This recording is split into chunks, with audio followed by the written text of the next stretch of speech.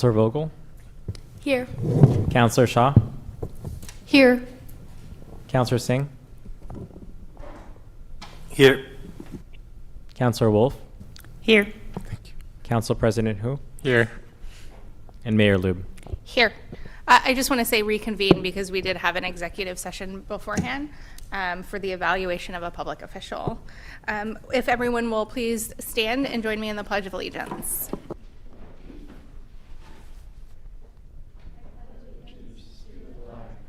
The United States of America, and to the republic for which it stands, one nation, under God, indivisible, with liberty and justice for all.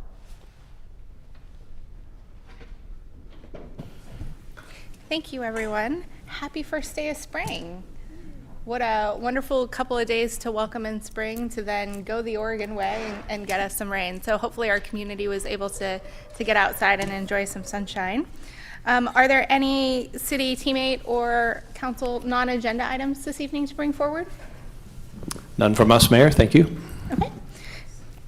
We will move on to proclamations, and this is the first city council meeting for the month of March, and so we are proclaiming March as Women's History Month in Tigard. There will be a copy available in the agenda packet as well as displayed in the hallway. It's now time for public comment. If you'd like to call in by phone number, please call in now to get into the queue. The phone number is 503-966-4101. And anyone present wishing to comment, there is a sign-up sheet at the front of the room. And there is a public comment protocol also available for you to know the guidelines. We will start off with follow-up to previous public comment with City Manager Reimer. Thanks, Mayor. Well, good evening, Mayor, members of the community, our councilors, and my teammates. At the March 5th council meeting, we received 20 written comments, 3 in-person comments, and did not have any call or video comments.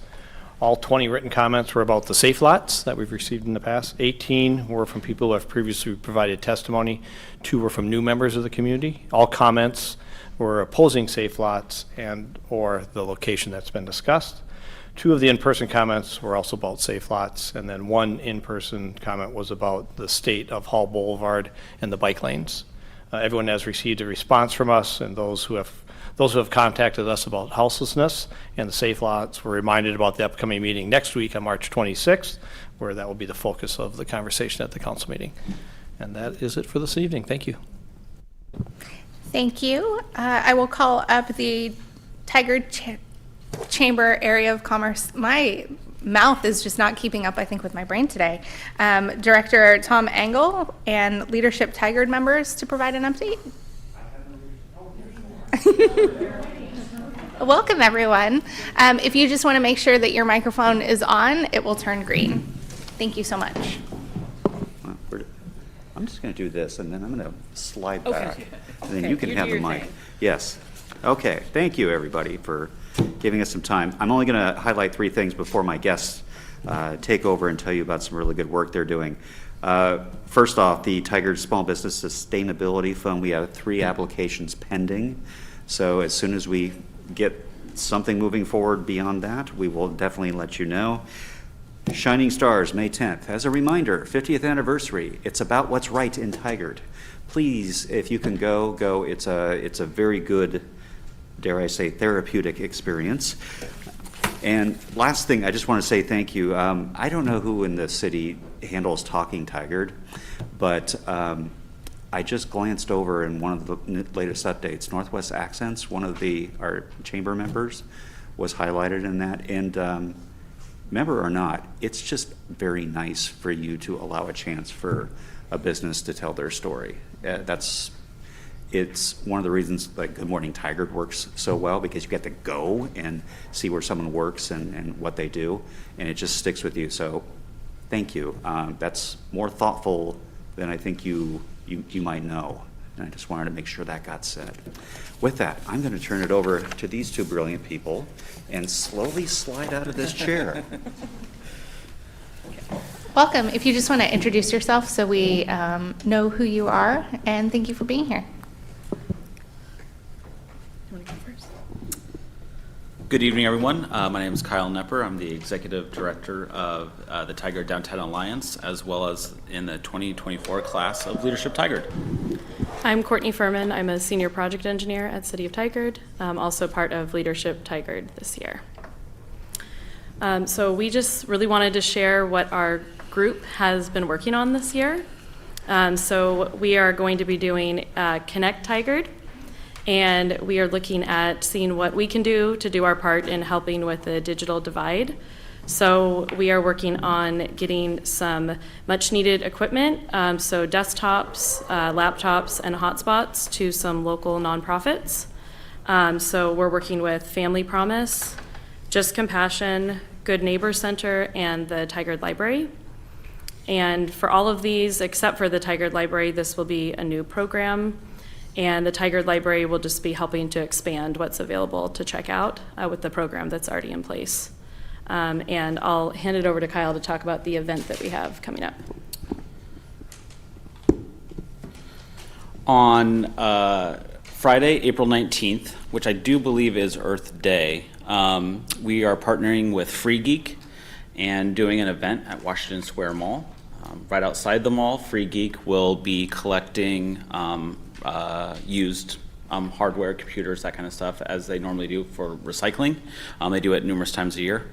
While that is happening, our group will be inside the mall, upstairs at the food court, with a table set up from 11 a.m. to 4 p.m. And it is our goal to accept cash donations. We also can take card donations. But we need some more funds to pair with the equipment that we are getting donated from Free Geek for these organizations. Free Geek can provide us some laptops and some desktop computers, but we need cash to purchase some other things that they just can't provide us. We're gonna hopefully have money for some printers, printer supplies. We know of right now 10 hotspots that have been requested, so we need cash for that. And we also are hoping to provide 1 year of service for each of those hotspots, because a hotspot doesn't do you any good if you can't pay for the service. So we're super enthusiastic and so excited to hear that On Point Community Credit Union has already got on board and pledged $5,000 for it to kick off our cash donations.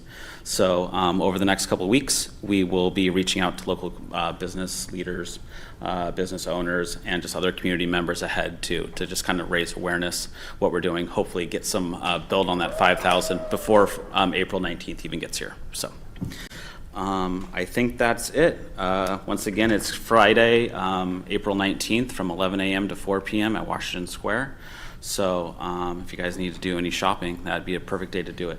And stop by and go ahead and feel free to donate. It's going to a great cause. What a really cool project. Are there any questions or comments? No? Thank you so much for being here. We appreciate it. Yeah.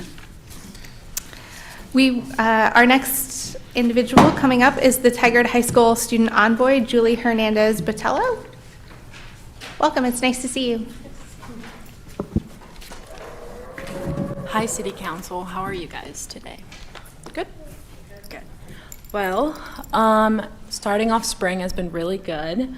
I feel like it's a big transition into graduation, so that's sort of a lot what seniors are sort of worried about, and also just like the next year transition. So in terms of leadership class, we have started a lot of our senior stuff, like senior sweatshirt submissions and senior speakers and senior breakfast, which is like all what we do the last week before we graduate.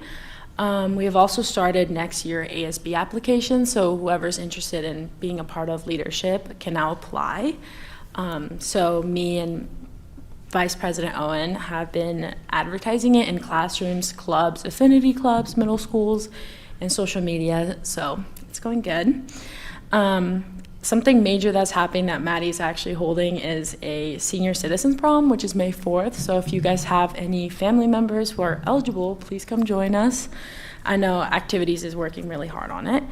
But overall, the class has just been working on prom, assemblies, Unity Week, kind acts, and just spreading information. So it's kind of slow, but we're sort of transitioning to the end of the school year.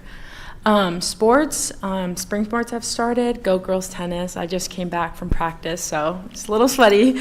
Girl tennis won their last 2 matches against Hood River and Tualatin, as well as yesterday against West Lynn. Our next match is tomorrow against Lake Oswego. A little scary because they're really good, but it'll be fun. Girls lacrosse has won their match as well, and track and field's next match is April 2nd at Tigard High School.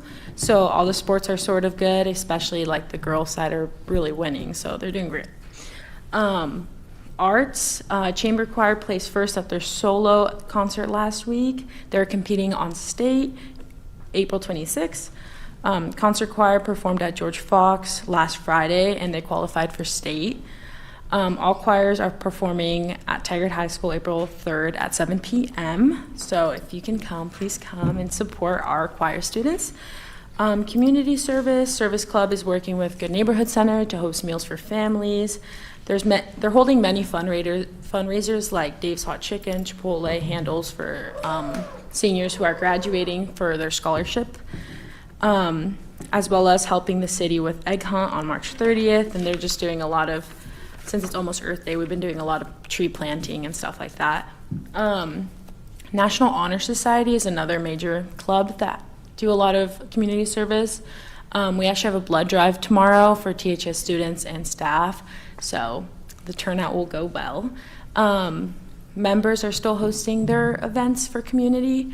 I know mine is April 1st to the 5th, and I'm holding a clothing drive for ICS, which is a nonprofit for immigrant families. So if you have any children that go to Tigard High School and like to donate, that'd be awesome.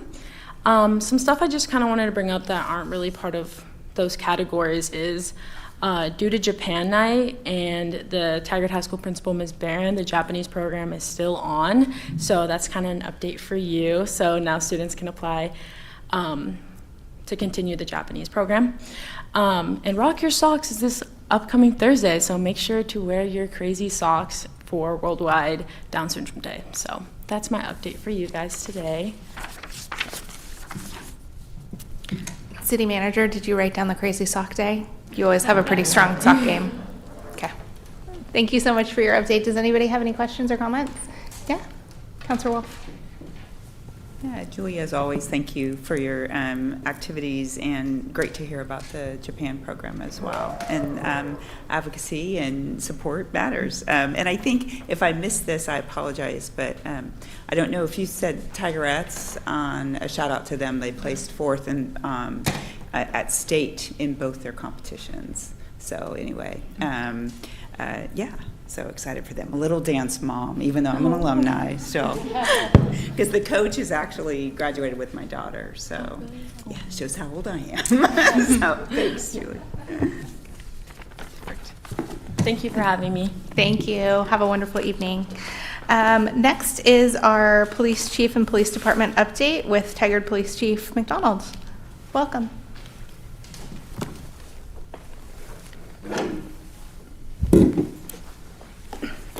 Thank you, Mayor, Council. Good evening. Jamie McDonald with the Police Department.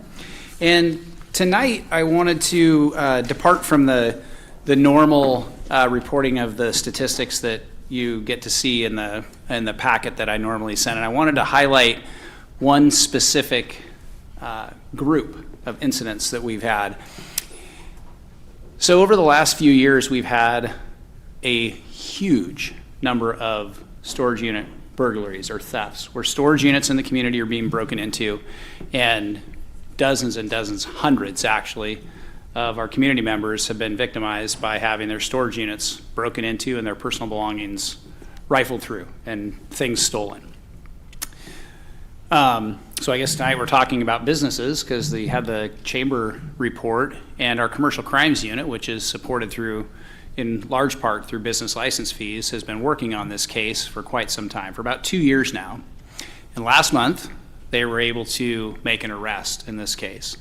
And so we've got well over 200 cases we've identified, but they've been able to so far through grand jury process have indictments on for one individual for 27 separate counts. They have grand jury again tomorrow for a large addition to this particular case, and they also have some other individuals that they feel confident are associated, but there's still more investigative work to be done on the case. So this is a huge breakthrough, and a couple of things I wanted to hit with some examples of the things that they're able to be doing. They've recovered a lot of property so far. A couple of things that really touched me that I heard about is one family had letters that were written home from World War II from a loved one that were stolen from their unit. The detectives recovered those in this process and were able to get those back to the family members. They also recovered some immigration papers from a loved one that from somebody who had immigrated to this country in the 1920s. Those were stolen out of a storage unit and returned to the family. So these are emotional and heartfelt documents and things that had a lot of meaning to people, and they were able to reunite the families with some of these things. And the reality is they have a lot more stuff to go through and do. But this is an example of the type of work that our detectives are constantly working on and being vigilant about trying to resolve for our community. 200 storage units is a lot. And the amount of evidence, I can't even begin to tell you how big the stack of evidence is to deal with in this case. And in fact, one of the detectives I was talking to today said, he goes, yeah, this is kind of I could probably work the rest of my career on this case, and stay busy with it, because there's that much to be done. So they're going to continue working on it. And then one of the other things we've done through some of our social media outlets and some of the ways we communicate with the community is asking people to actually report these if they've had their units broken into. Because what we're finding through the investigative process is that some people haven't made those reports. And we need to know about it because it helps us to tie those back to the rightful owners of some of the property that we've recovered. So I guess that's the plea to the community tonight. And when you're talking with your networks and the constituents in the community, if you hear that they've been a victim of a storage unit getting broken into, please encourage them to reach out to us and make sure that we know about it so that we can follow up on it. Because this is a big deal. This has had a huge impact in our community. And it's nice to be able to get some resolution for those that have lost personal items. And I'm proud to say, slowing down. We haven't seen nearly as many storage units broken into in the month of March, which is pretty great because in the first 2 months of the year, we had 25 so far. And this month, I think we've had one that was not one that we found out proactively. We've had several that have been reported, but only because we've been proactive about finding additional people that have had their units broken into. Wanted to hit another thing too that's probably of public interest is the 217 closure over this last weekend. I know we received a lot of, I guess, community feedback would be the best way to put it. The mayor and I communicated about some of the feedback that she had been getting, and I'm guessing probably not positive because I don't know that we had any positive feedback about it, and it was gridlock around town. There's no other way to put it. We're going to continue our efforts to work with ODOT to see if maybe when they have to do this again, because I understand that it will happen at least one more time where they'll have a full weekend closure because of the Hall Boulevard overpass closure and reconstruction. So we're going to work with them to try and coordinate, hopefully, a better solution, something that may work better. The reality is going to be this. It isn't going to be simple, and it isn't going to reduce the gridlock that we saw in the community just because people are going to be trying to get around, and the alternatives and the detours are not ideal. So hopefully the working with ODOT will be able to get a longer term or a more in the future notification so people are knowing a couple, 3 weeks in advance. I don't know that it was messaged as well as maybe it could have been. So that'll be part of it, is that messaging and then letting people know what to expect. So I think it's important to acknowledge that didn't go, I think, as any of us would like to have seen. It was, although we expected it was going to be bad, I don't know that any of us thought it was going to be as bad as it was. Community Academy in the police department this will be its 3rd week, and that's going along well. We have a group of folks from the community that are very engaged. Council President Hu is also attending. Thank you for being there, and it's allowing people to learn about the police department, ask questions, and allow that conversation back and forth so they can ask the questions and learn about your police department. And then I wanted to talk about how the academy has sped up their training time. Well, the officers still have to go for the same amount of time, but the wait is better. So on the 26th of February, we hired Officer Olson, and he gets to go to the academy on April 1st is when he starts. And on the 29th of this month, Officer Osorio, he started with us in June. He's finally going to graduate from the academy on the 29th. And that'll be exciting to have him back. I know he's very excited. We keep joking that he's been in the longest academy class in the history of the academy, because they've had ice storm, they've had holiday breaks, like 3 different holiday breaks. His academy class was supposed to be 16 weeks long, and it's 21 weeks is how long it's been because of all the breaks. But anyway, that's a little bit from the police department for this month, and if you have any questions, I'd be happy to answer those. Thank you for your updates. Are there questions? Councillor Shaw? It's a couple of kudos and then questions. I think we all agree that the commercial crimes unit, having that in Tigard, has just been very beneficial, and just the work they've done in 2 years, their diligence, the fact that they can find these individuals and bring them to justice and really help our community out. So just want to, if you could reiterate our thanks. I think the 217 closure, yes, is an immense amount of gridlock.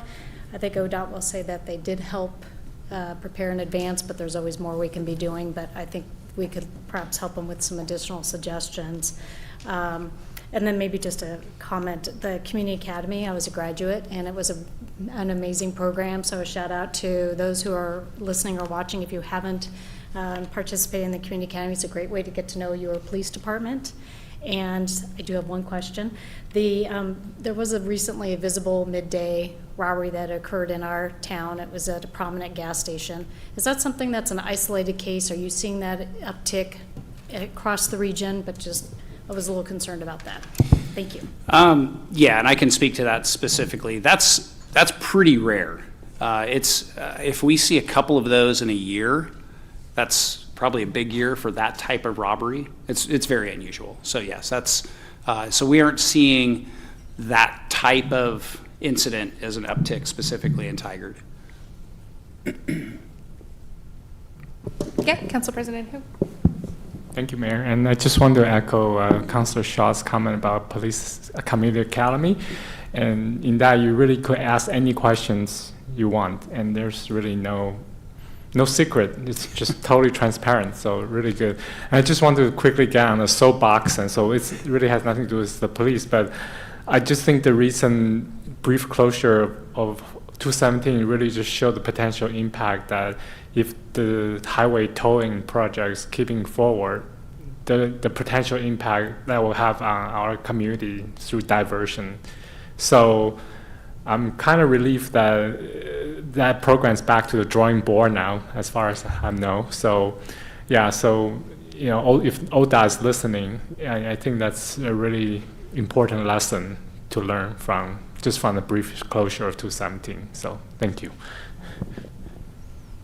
I will just add that a big thanks to a lot of our fellow community councilors and mayors across the community, especially in Clackamas County, who worked very hard to hold ODOT and this process accountable. I don't want this to go off the rails into tolling, but yeah, so lots to learn.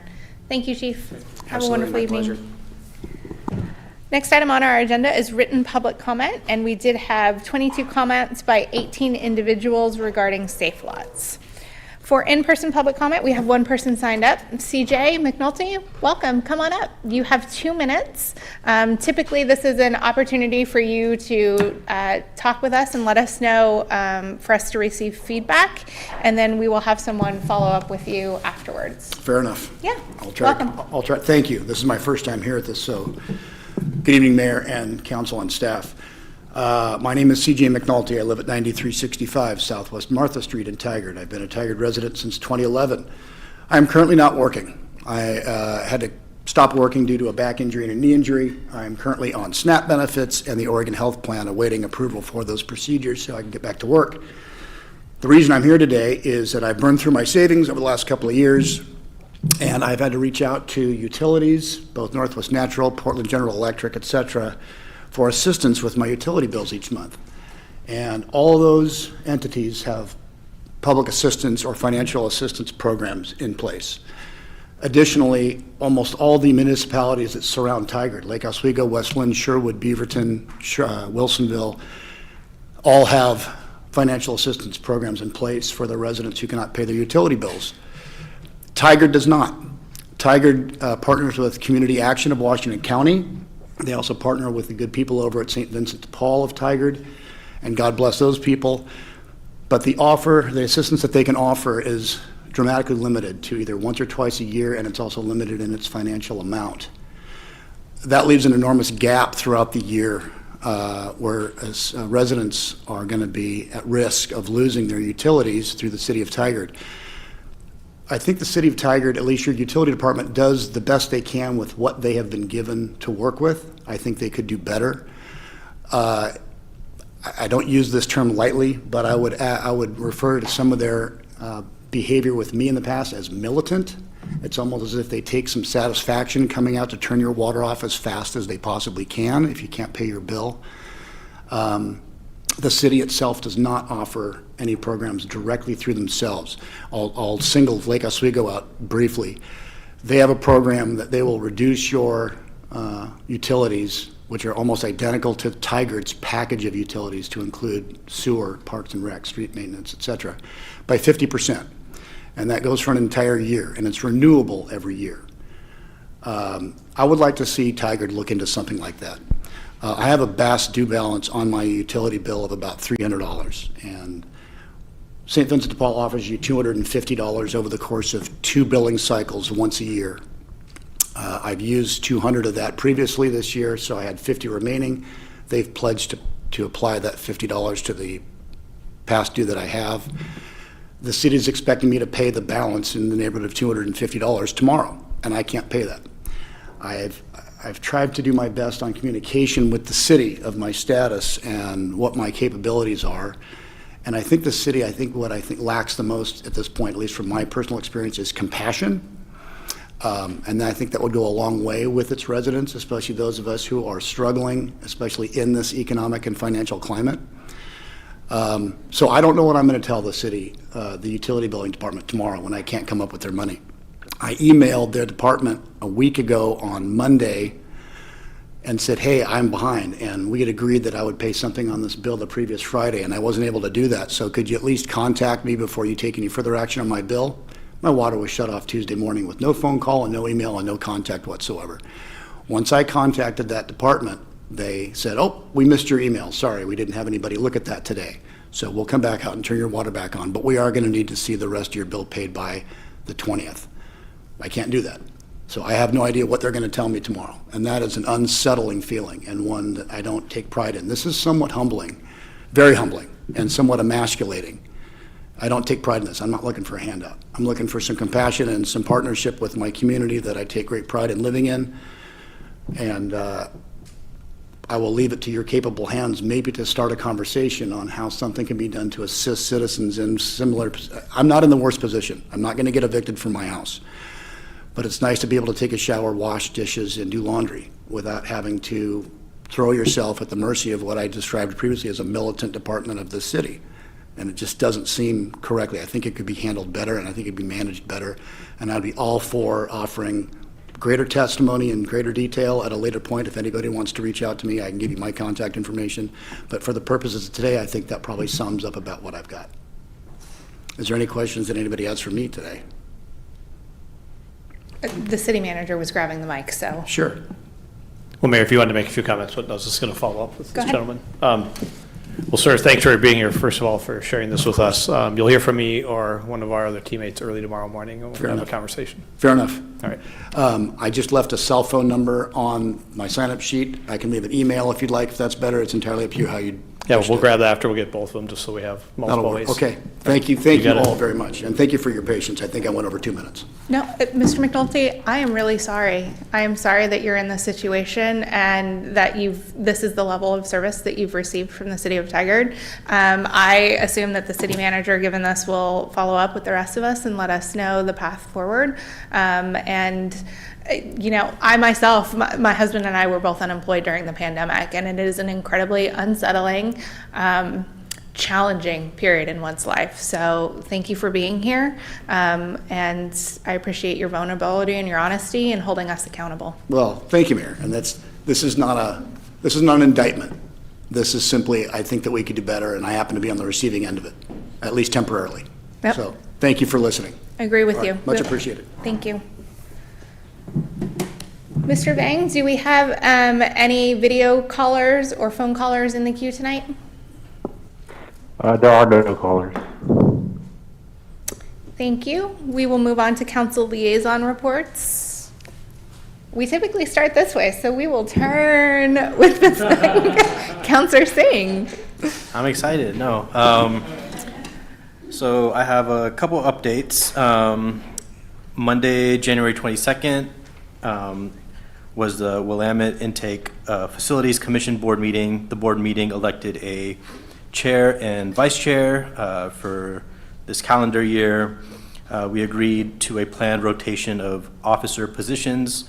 We heard from the general manager about financial procedures, development updates, and talked about budget preparation and a watershed protection, monitoring, and outreach plan. So the final plan for that will be brought to the commission on April 22nd for adoption. Wednesday, February 7th, Regional Water Providers Consortium Board meeting. The board also elected a new at-large executive committee member and approved the consortium 5-year strategic plan. And also recommends that consortium members, including the City of Tigard, approve the updated intergovernmental agreement, the IGA, of the consortium. The IGA was last adopted in 2005, and the update version is straightforward. So Public Works team is working to get this scheduled for council consideration soon. Wednesday, February 14th and March 13th, Tigard Public Library board meetings both happened. We met with Amber Bell, who is the Reader Services Manager at the Tigard Library, and learned about what role she plays. The board also learned about the new meeting room policy, because the library is in the process of opening up a whole new space, and the new meeting room policy was adopted on February 14th. In both the February and March meeting, the board also discussed preparation for the joint city council and library board meeting happening April 9th. So they always bring creative and fun ideas and perspectives here. So looking forward to that. Yesterday, Monday, March 18th, was a Planning Commission board meeting. There were 3 main items on the agenda: the adoption of the economic opportunities analysis, the Washington Square Regional Center 2040 Town Center boundary change, and the Tigard made consideration code for adoption recommendation to City Council. So those items will be discussed in one of our future April council meetings, from my understanding. But overall, there was a robust discussion, and I'm generally really impressed by the questions and thoughts that the commissioners brought up. Tigard planning staff, as usual, they did an excellent and exceptional and thorough job presenting all their hard work and answering questions. And so those are all the updates from me. Guess it's my turn. All right, well, the first one is not really board and commission related, but on January 31st, Councilor Wolf and I toured the county's future center for addiction triage and treatment center, and there will be 2 sites. One in the Beaverton side will focus on sobering center and inpatient treatment, and there was a Hillsborough side which will focus more on outpatient services, and those are scheduled to be online in 2025. And they were reporting that they're currently $3.8 million short. And the recent House Bill 4002, also known as Measure 110 fix, should be able to provide that, fill in that gap, because I believe that part of that House bill is to provide shovel-ready project funding. And even if the physical building is built, there's still a general workforce shortage. So that will still be an issue. But anyway, just glad that the measure House Bill 4002 provided funding for additional treatment option. And I do believe that Councilor Singh had concern about the measures' impact on community of color, and the mayor has requested that we have a discussion about how the deflection program will work. So we have a discussion to avoid any, just to make sure that the new program will be equitably applied in our community. So, and let's see, on February 13th, I attended the Willamette River Water Coalition, and that's a little bit different than Councilor Singh's Water Intake Facility Commission. Basically, even though we're not using Willamette River right now, the city still have water right and water interest in Willamette River. That's why councilors and city staff members are, part of at the table for Willamette River discussion. And the takeaway is that our neighboring cities' intake facility and treatment plants and pipes are building according to schedule, and our neighbor Sherwood and a couple of neighbors are scheduled to use Willamette River for their drinking source in 2026. And they continue to struggle with the Willamette Basin relocation project. The project is the Congress has approved transfer of stored water in the U.S. Army Corps of Engineering dams for pretty much city usage. However, local agencies appear to be dragging their feet. They demand more Endangered Species Act studies when it's already been done. So staff members are asking our congressional delegates, like Congresswoman Salinas, for their help to convince those federal agencies to release the water already. Our cities need those water. Other than that, let's see, the water level in Willamette Basin, current level are measured near to above average. So that's good news. February 14th, I attended the Town Center Advisory Commission meeting. At that meeting, I presented the 2 upcoming ballot measures to the commissioners, and there was some good discussion and questions. And at that time, the commissioners also received briefing on downtown wayfinding project, which we received the briefing on that, and Red Rock Creek Trail Alignment project, and I believe we're going to have more update on that as well. And March 11th to March 13th, Councilor Shaw and I attended the National League of City Congressional Conference in D.C. And just some highlight, we received personal visit from the President Joe Biden, Acting Secretary of Labor Julie Su, and Secretary of Transportation Pete Buttigieg. And they generally expressed their appreciation for local governments because, let's be honest, we have better understanding of what our local people need.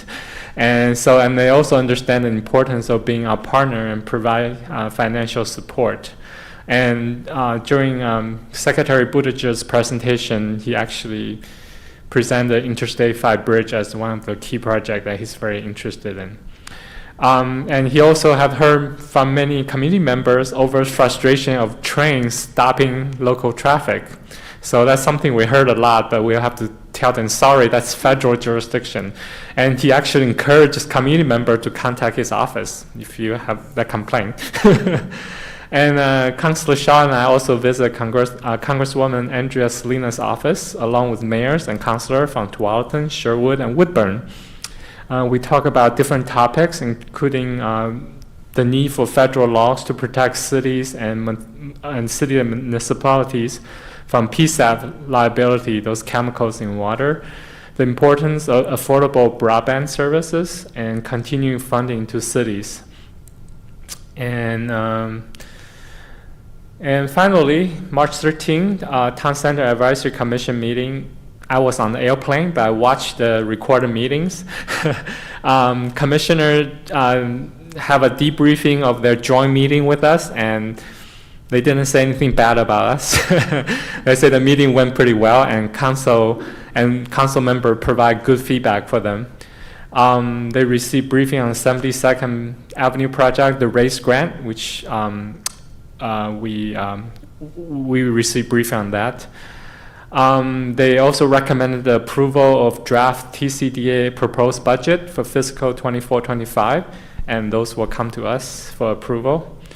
And they also received briefing on TCDA grant application process. The goal is to make the application process easier, so it will be more accessible to first-time business owners. So I'm excited to hear that the city is trying to make the application easier, more accessible. And there will be a new grant proposed, which has no matching requirements, is for public art. So again, that will come before us. And finally, they also discuss, the staff also say they start to look into options to address vacant property. You know, we discussed last time at our meeting about carrot and stick. So the staff is looking into the more of a stick options. So hopefully that will encourage people to landowner to rent out their properties in downtown area. So that's all I have. Thank you. Great. Thank you very much, Council President Hu. I had a little bit of a report too about the National League of Cities. We were fortunate to have Youth Council Vogel attend with us as well as 3 other Youth Tigard representatives. So very appreciative that they were there to lend their support when we met with both our U.S. senators, but also congressional members. And thank you, CP Hu, for leading those discussions. We did also champion and provide a big thank you to Congresswoman Andrea Salinas with regards to the $500,000 that was provided for needed repairs for the HVAC for the library, and then also the $300,000 to pay for a full-time houseless community service officer in Tigard. So very appreciative. We showed our respect, but thank you again, Council President Hu, for leading that. We missed you, Mayor, and we missed you, fellow Councilor Maureen Wolf, and Singh. We missed you all. I was also fortunate to attend the Tigard Transportation Advisory Committee. We did discuss the closure that was mentioned with regard to 217. Clearly more needs to be done, so I'll take that back to the TTAC. Also, following up on speed limit along Burnham is pending review for 20-mile reduction. We're going to check with ODOT just to see where that stands.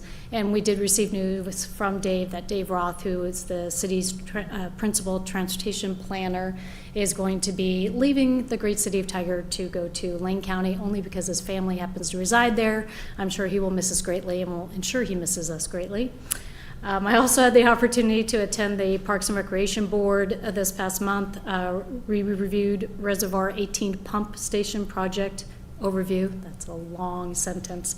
It is on status, which is great. Sunrise Park currently has limited access, so if you happen to hike around there, it's limited. It will be about complete around September of 2024. And testing will occur in October 2024, just to let the community know the park will be closed at that time, so please check in.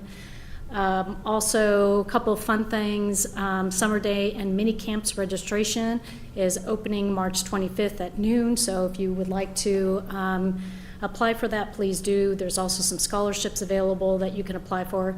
The Egg Hunt, which I know, Mayor, you participate in, is at Cook Park on March 30th.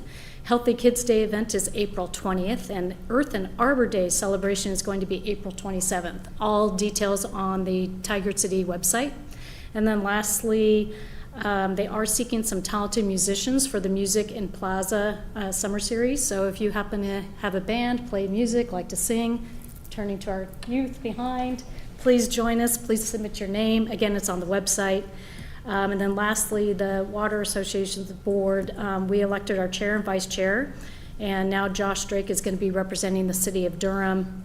And we have Michael Bruin and Ken Henschel, who are going to be our 2 members at large. So we welcome them, had a robust meeting. And our next meeting is going to feature a short presentation, which you are all more than welcome to come to, with regards to the city's backflow. And the expert in our city is going to be talking about just that procedure, that process, kind of the 101 on water meter reading, and looking forward to potential automation, even more so in the future. And that concludes my report.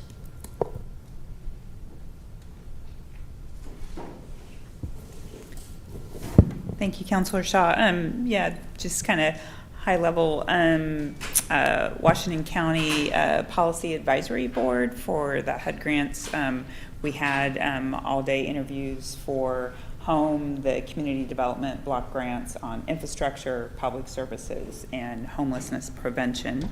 And then we met, that must have been the end of January, and then in February, made our recommendations, which of course go to the commission for final approval. And then just as a reminder, the city of Tigard is a joint partnership or kind of a hybrid. So there's set aside funds that go directly to Tigard, and then part of those funds benefit the city of Tigard and how those are distributed. Audit committee, again, the auditors have been in front of council.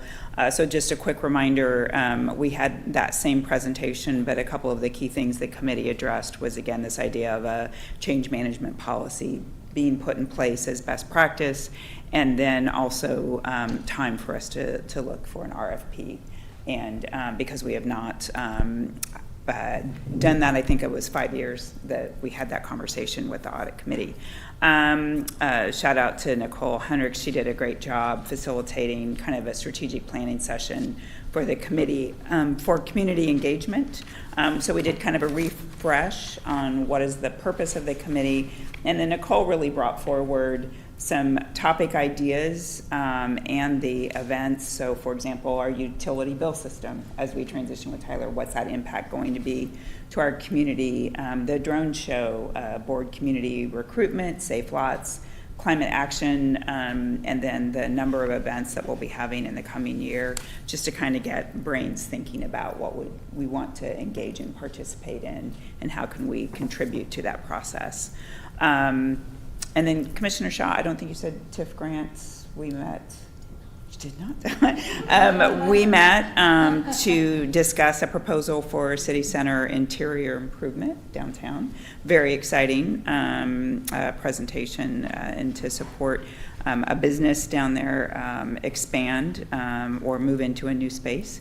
And then finally, last Friday, the social services community and events grant reviews, which of course you all know is a subcommittee on the budget committee. We had 50 applications for social service or event grants, which I think was about double from last year, and then we had probably triple the financial requests. So that was about, it was over $750,000. And I will have Director of Finance Kane correct me, but I do not believe we have $250,000 sitting there, as we would all love to. The presentations, the reports were fabulous, but there's still some hard work ahead of us, and we will meet on Wednesday to go through that. And just to toss that out there, I know, Councilor Singh, you've advocated, as you have Mayor Luke, for participatory budgeting, and I think there's a great opportunity in how we do this. So I'm eager for us to figure out where that lands for us to become educated, because I really do believe you have to review all the grants and have that full perspective, but eager to look at the opportunities we have to engage community. And I think that's good for me, so I will Oh, gosh. Okay, so for TIAC, we've had a very successful and eventful few weeks here. We've had really good member participation, which is exciting because this year we definitely gained some new members and have been able to bring them along with great new plans. We are planning on our hosting for the last few events of our year, looking at just closing out our seniors and appreciating them for what they've done for us. We did have a meeting on Monday, March 4th, as well as yesterday. For the meeting on the 4th, we talked about the debriefing of our voters drive, what we liked, what we didn't like, improvements for next year, as well as brainstorming an upcoming drive we could put together for an organization that resonates with our members, something that we focused on as a group, talking about what we're passionate about and what we would like to contribute to in the community. Yesterday, we also debriefed our officers' DC trips. So myself, as well as our vice president and president, were able to talk about our experiences, what we want to bring from what we learned, and we'll talk about that at our council update as well, which will be in a few weeks. But and then we planned about our Easter egg hunt that we will be doing. So yeah, we did have a successful meal cooked with the Good Neighbor Center on February 11th. 6 of our members went into the kitchen and we made a lot of food, too much actually, so we all enjoyed it ourselves, but it was great. It was so nice to just connect with the residents and just talk about kind of what we do as a committee and what our goals are as the youth, so it was really exciting. We also had a successful What's on Your Ballot voter drive, which had about 20 people in attendance. Super great to have our mayor as well as city officials speak with us. We did collaborate with the Teen Library Council, and we helped with asking questions, providing snacks, donuts, the most important part, helping with childcare, and running microphones for speakers. Like I said, just to restate, our president and vice president, as well as myself, were able to accompany some of our counselors to the National League of Cities Congressional Cities Conference. We're super excited to bring those back with us, and we had an amazing time. We do, our upcoming egg hunt, we're thinking to do a mural for the kids that will be there. So we're thinking a nice big poster where they can all decorate it, write their favorite parts of the city or what they enjoy living in Tigard, or just draw a picture, and then we will find a fun place to put it. So yeah, we're looking to outreach as many people as we can, and we are excited for upcoming months. A mural sounds fun. That does sound fun, a community mural. My committees have been themselves fairly quiet this last month. As I was going through my calendar, it was very busy, but not necessarily with committee meetings. I think one of the most important things to pass along, though, is the Washington County Coordinating Committee. We had a presentation yesterday. Wow, it was only yesterday. On what used to be the MISTIP program, the Major Streets Transportation Improvement Program, which is now going to be developed into more of a CIP program. Each of the districts had designated funding and got to rank and prioritize their projects and all of these sorts of things. The exciting news is we have a little discrepancy over contingency, but in Washington County and Spine, they are fully funding the Greenberg project, which is very exciting information moving forward. As we know, that is a very challenging area. We have a lot of development, especially affordable housing, and you cannot get across the street to get to Washington Square to adequately access transportation. It's a huge problem. So it's a really big win in order for our region to have such a large project move forward. I asked some questions just as far as especially with that contingency being at 30%, prioritization of projects.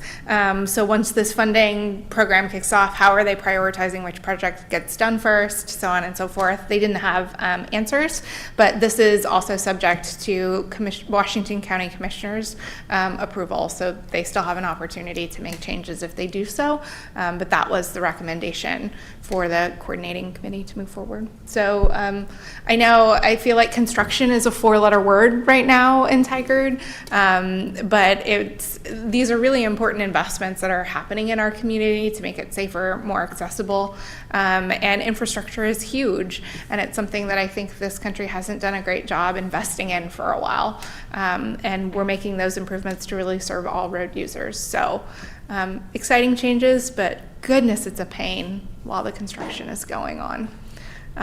So that's what I have. Does anybody have any questions for anybody else? I think that was fairly robust. The students' eyes have glazed over. Welcome to local government. That, I think, is a perfect summary briefing for you. With that, we have our community or service organization update with Tigard Turns the Tide and STUD, which is Stop Tigard Underage Drinking and Drugs. And I would like to welcome up our speakers. Come on up, Connie. And I believe you have Alyssa, and Evian? Excellent. Welcome. Come on up. If you just would go ahead and would introduce yourselves. And thank you everyone else for being here. We appreciate you. Especially giving up the last wonderful evening, maybe for a couple weeks.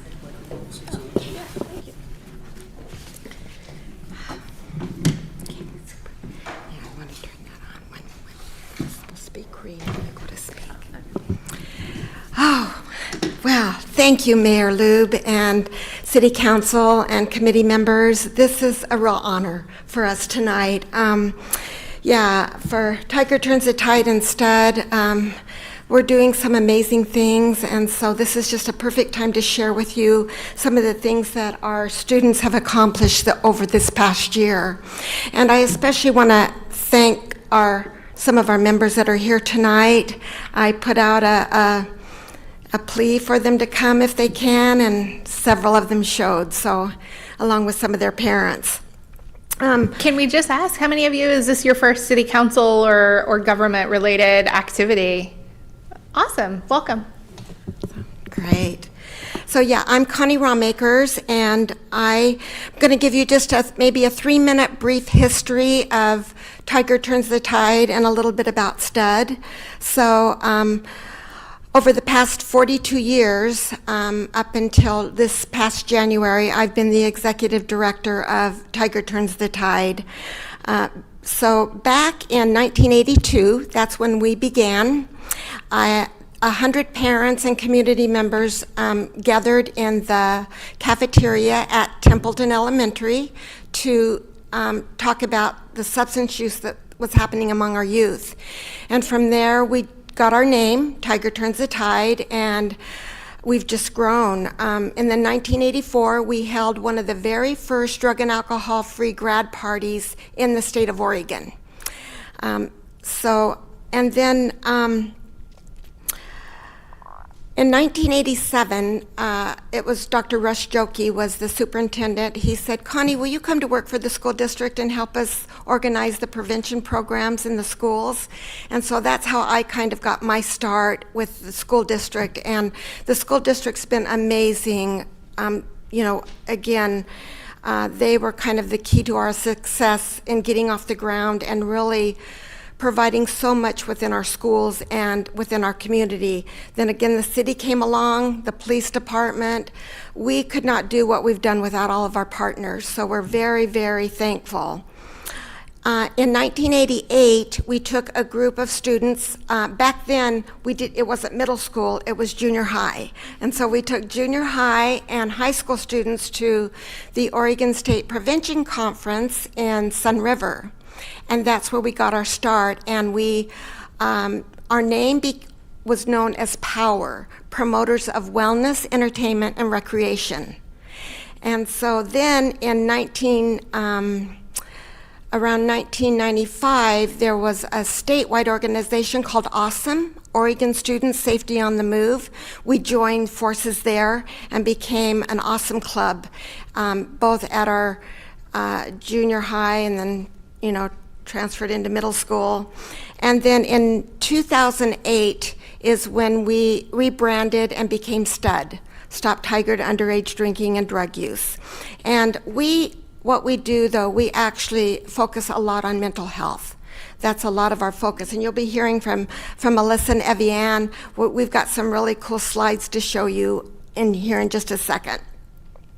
And then, like I said, in January, I stepped down, and we've got a new executive director, Sunshine Navarro Shively, and she couldn't be here tonight, but you'll be hearing and seeing a lot of her. In fact, we've met with the police, and I introduced her to Chief McDonald and some of our SROs, so that was a real pleasure. We recognize the importance of positive school and community climate for our youth, and so STUD will continue and strengthen work to create a school and a community where everyone feels like they belong and they feel welcomed. We know that many of our students are really struggling with mental health and other issues right now. And so in addition to our focus on preventing youth underage drinking and drug use, our focus is also on mental health promotion for youth, including areas such as suicide prevention. And we are implementing some things around these issues. Lastly, we are beginning a new process with Tiger Turns the Tide to strengthen our coalition and to engage community support for our youth with evidence-based programs. This is called Communities That Care, and we will be bringing more information to you about that very shortly. With that, I'm going to turn the remainder of the time over to Alyssa and Evian, and I'll let them introduce themselves. And we can go to the next slide.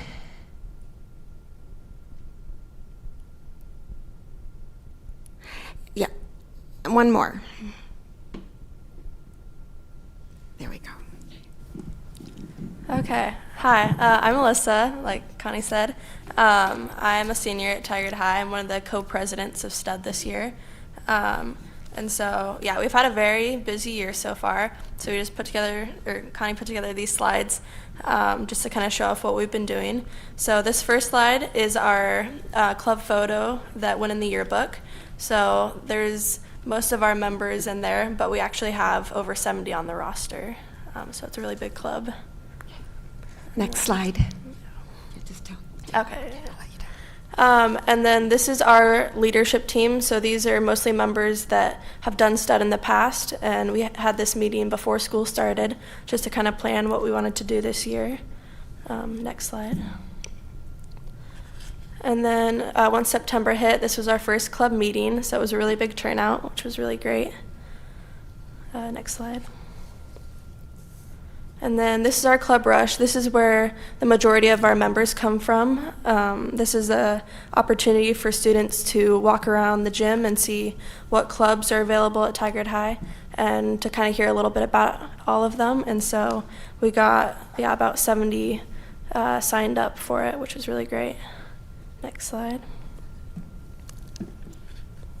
So this is our school board presentation for National Red Ribbon Week. So this is where we went to make a presentation to the school board, sign a proclamation declaring it Red Ribbon Week. So this is just us with the proclamation at that meeting. Next slide. And then these are all presenters and like our team that did the presentation to the school board. And I think they're all here tonight. Yeah. Next slide. This year we were also able to do a really successful can and bottle drive. So here we're pictured with all our results from that, which was really great. Next slide. And then here's the flyer we put around our school and around town. This is where we partnered with the Caring Closet, which is a group that is in Tigard, and we were able to help by collecting hats and gloves and mittens for the winter. Next slide. And these are the results. We had a drive on a Saturday where we were able to be there so people could drop things off, and we actually had a lot of people come by. Those are all the bags. They're all full. It was really great. Next slide. And here we are delivering it to Caring Closet. We were able to donate over 20 bags full.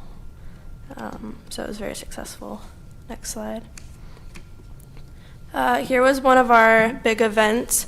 This is us. We were able to go to Durham Elementary School, which we haven't been able to do for the past 3 years because of COVID. But it's one of everyone's favorite events. This is when we were able to go into second grade classes and kind of teach them about wellness and healthy choices and stuff. So we were able to interact with the kids and connect with them. It was really fun. Next slide. So this was just a look into the classrooms. We had some presenters, and then we had all the other members paired up with kids and able to talk them through different choices they can make. Next slide. This is our homecoming parade. Every year, Stud has a float in it, and we're able to walk in it and show off our school spirit and also promote our club. Next slide. This is part of our Red Ribbon Week, which is this year's theme was Be Kind to Your Mind, Live Drug Free. So this was just one of our lunchtime activity days where we have tables set up at Tigard that people can come stop by and learn about Red Ribbon Week. Next slide. And this was our big photo we submitted for a contest. And so pictured in it is Officer Nunn, who is our SRO. And we were able to get everyone together to support this cause, which is really great. Next slide. And these are pictures of some of our admin that also helped us celebrate this week. Next slide, and also turn it over to Evian.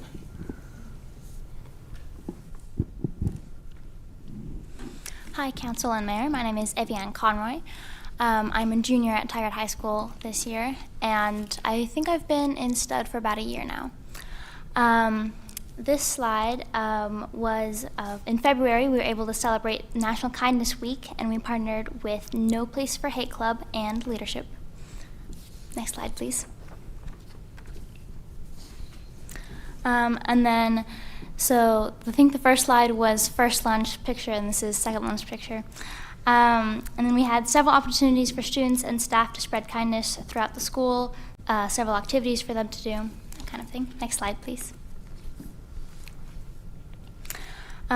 Just this month, we kicked off National Wellness Week. We partnered with Tualatin High School's club at our doubleheader basketball game, and we had games and prizes during the event for all ages. It was a lot of fun. Next slide, please. And then this was our Wellness Week team, as well as the members who were able to come to the basketball games. Next slide, please. Okay. We also provided halftime entertainment to spread our message about the dangers of being under the influence. Principal Barron and assistant principals Mr. Haddon and Mr. Taylor had a free throw contest against Tualatin's admin. They wore impaired goggles while each took 1 minute to see how many baskets they could make. Mr. Taylor shared his experience.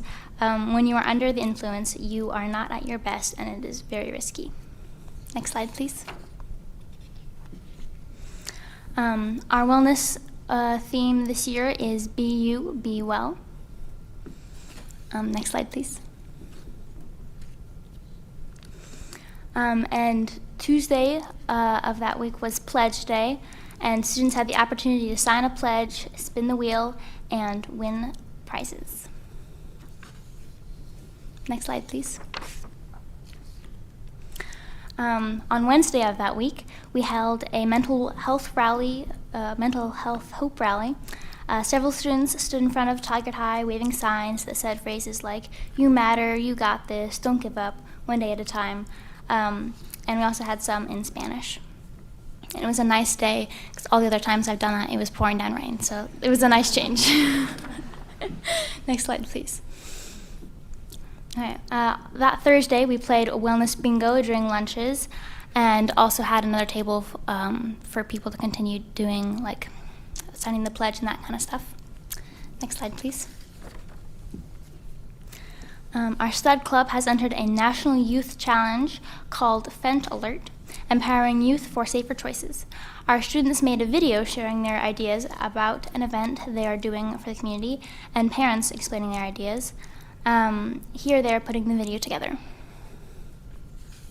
Next slide, please. And then, is it your turn yet? Okay, sorry. And then on April 10th, there will be a community forum at Tigard High School, raising voices and saving lives. So if you are able to come, that would be wonderful. Next slide, please. Yeah, I wanted to mention that I put some folders here together for you, and we have a couple of our students that are going to pass them out to you. There's the flyer in here is called Raising Voices, Saving Lives, And I've got a packet of them. One side is English and the other is Spanish, except on this one. They're right here that I could leave, that I don't know if maybe the city could help distribute. But again, this was the video that the students put together for the competition. And so this is what's happening on the 10th. We're hoping to get out the word to the community. We have one of our students that are going to tell their story. She's going to share her story. Our big call to action and takeaway is to help parents learn to talk to their teens about these issues and the things that are going on and what's happening with fentanyl. As we all know, it's a crisis. And so we're hoping to get the word out. We'll have a panel there. And also in your packet, there's some information, a couple examples of the things that we did during Kindness Week and Wellness Week, also a brochure and a description of STUD, because I know some of you are fairly new to the council or fairly new to knowing what Tiger Turns the Tide is all about. But we especially want to thank you for this opportunity. Any questions? Thank you so much for being here. I really appreciate some of the events that you do. As a parent, I have a 3-year-old, but I think often about breaking cycles, generational cycles, and it's incredibly difficult as a parent, or I find, I'm not speaking for all parents, to know how to do that in certain situations. And so doing things like helping parents, giving them the toolkits to be able to have those conversations, because these are conversations that, we probably didn't need to fentanyl didn't exist, the dangers and those sorts of things. So it's just incredibly valuable to our community to have that resource available to them without having to seek it out. So thank you for those kinds of events. As a parent who's thinking about the scary things that I have to talk about with my child, I want to open it up to questions. Yeah, Council President Hu. Thank you, Mayor, and thank you so much for your work for promoting youth health, not only physically but mentally as well.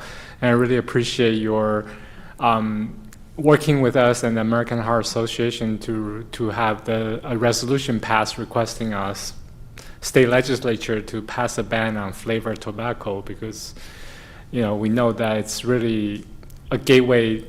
That's the way how tobacco company hook our youth to smoke, and that's really a number one, the easiest way in my mind to prevent heart issue, lung issue, and cancer. So thank you so much. This is for the question for the high school students. So you mentioned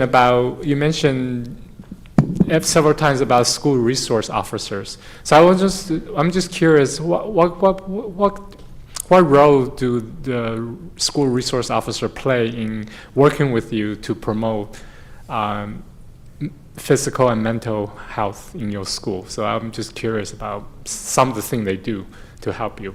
Thank you. I personally, just like my relationship, having SROs at our school, I found that it just creates like a sense of safety, and they're always, especially Officer Nunn is always very open to like helping with our events and like coming by during lunchtime, and he's just a very friendly face, like you see him often just like in the halls and stuff, and just able to like help us promote like these events and stuff. Yeah, I would agree with what Alyssa said. I personally don't interact with our SROs very much, but from my experience of them like talking sometimes at assemblies and that kind of stuff, and just like being a friendly face in the halls, and if I can remember correctly, at the like welcoming video of this year, I think it was Officer Nunn, he was like, hey, coming into my little office, I've got snacks if you want to hang out during a passing period or things like that. And so from what I can tell, it's been very positive to have him there.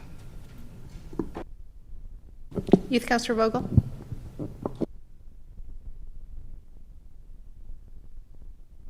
There you go. I just want to say thank you so much and that your work doesn't go unnoticed. I know that at school, working with leadership as well as just the many clubs that I'm in, you guys are always looked up to for your dedication and your hard work. And I feel like every time I turn around, there's just a new fun stud activity happening, which I really appreciate because I feel like through our club system at Tigard, we don't have a ton of like active student body participation. So I've just loved seeing the progression of knowing stud, how you guys have reached out and connected, and I really appreciate that. And I feel like there is a genuine encouragement for kids, and we love, I mean, leadership class, my friends, myself, we love to do things like Kindness Week and pledging, and also just the fun games and things that we get to experience as a community, making that step forward in progress. So I really appreciate it. Thank you so much. Counselor Wolf? Yes, thank you so much, and for your presentation on Friday, as well as being back here today. And I was just thinking about your visit to Durham Elementary and having those conversations or doing activities with second graders. So I'd love for you to just kind of share that experience. How do you share that conversation with a 7-year-old? What surprises you from it? What maybe do they ask? And so just love to hear a little bit more about that.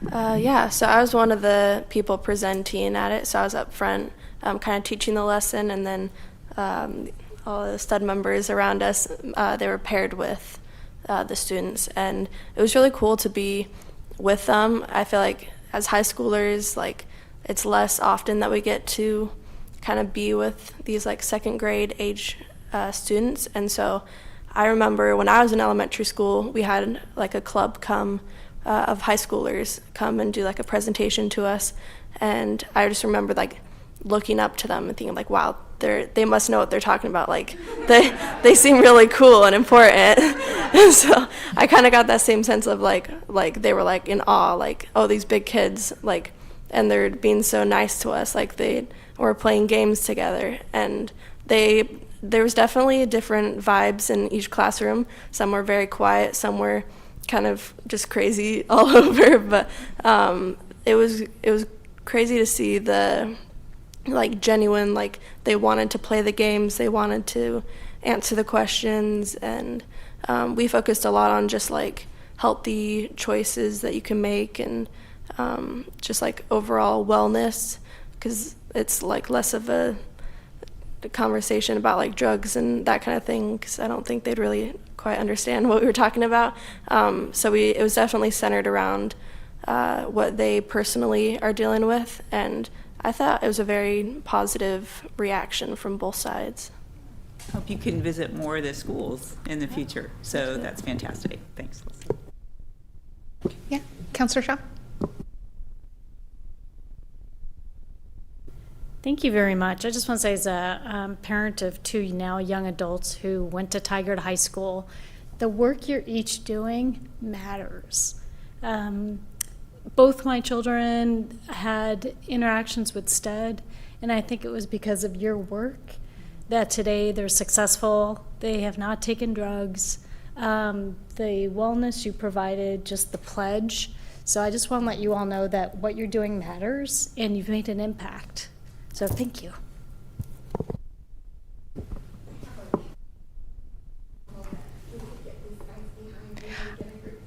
I was actually going to ask. I think that would be a wonderful opportunity for the students. The meeting's just about to wrap up, so let's do that afterwards. Are there any additional questions or comments? Thank you so much for being here tonight and letting us know what you're up to. We have no non-agenda items or an executive session. I would entertain a motion to adjourn. I know. Everyone was staring at me. I move to adjourn the meeting. It's been moved and seconded to adjourn the meeting. All those in favor, please say aye. Aye. Aye. Any opposed? We are adjourned. Good night, Tigard.